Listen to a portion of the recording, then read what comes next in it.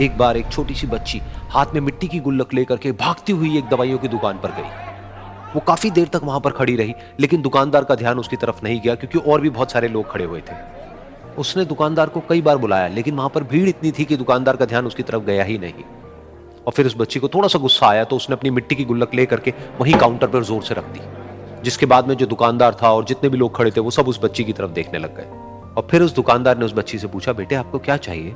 तो वो बड़े ही भोलेपन से बोली कि मुझे एक चमत्कार चाहिए। ये सुनकर के दुकानदार को कुछ समझ नहीं आया, ना ही वहां पर जो लोग थे उनको कुछ समझ में आया, और सब उसकी तरफ देखने लग गए। फिर दुकानदार ने बोला, बेटे चमत्कार तो यहां पर नहीं मिलता है। तो बच्ची को लगा कि वो उससे झूठ बोल रहा है, तो बच्ची ने कहा कि मेरी गुल्लक में बहुत पैसे हैं, आप बताओ आपको कितने पैसे चाहिए, लेकिन मैं आज यहां से चमत्कार लेकर के ही जाऊंगी। तो वहीं काउंटर पे एक और आदमी खड़ा था, उसने उस बच्ची से पूछा कि बेटे क्यों चाहिए तुमको चमत्कार?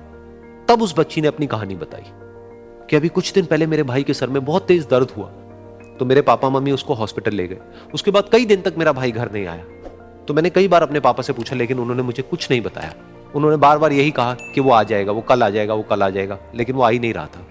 तो मैंने देखा कि मम्मी रो रही है, और पापा मम्मी को कह रहे थे कि उसकी दवाइयों के लिए और उसके इलाज के लिए जितने पैसे चाहिए उतने मेरे पास में नहीं है, अब उसको कोई चमत्कार ही बचा सकता है।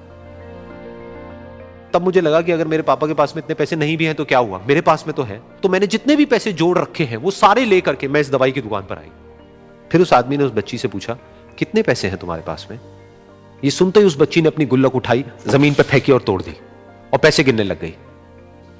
बाकी सब लोग खड़े होकर के उसको देख रहे थे।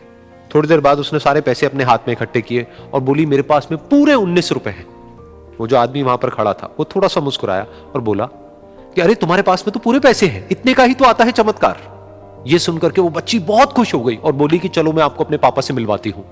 बाद में पता लगा कि वो आदमी कोई आम आदमी नहीं था, बल्कि एक बहुत बड़ा न्यूरोसर्जन था, और उसने सिर्फ 19 रुपए में उसके भाई की सर्जरी करी, और कुछ ही दिन बाद वो ठीक होकर के घर वापस आ गया। फिर कुछ दिन बाद वो बच्ची, उसका भाई, उसके पापा, उसकी मम्मी, चारों एक साथ बैठे हुए थे और बात कर रहे थे। तो उसकी मम्मी ने उसके पापा से पूछा कि अब तो बता दो ये चमत्कार आपने किया कैसे?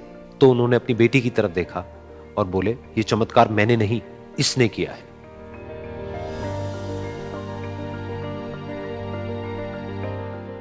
तो यहां पर एक बहुत बड़ी बात है जो हम उस छोटी सी बच्ची से सीख सकते हैं कि जिंदगी में कभी कभी ऐसा होता है कि हमको कोई रास्ता नजर नहीं आ रहा होता है और हम लोग हिम्मत हार जाते हैं। तब हमारे अंदर एक बच्चा होता है जो कोशिश करने से कभी भी पीछे नहीं हटता है।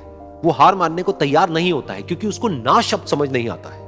वो बच्चा जिसके लिए कुछ भी नामुमकिन नहीं है, क्योंकि वो हर हाल में कोशिश करता ही रहता है।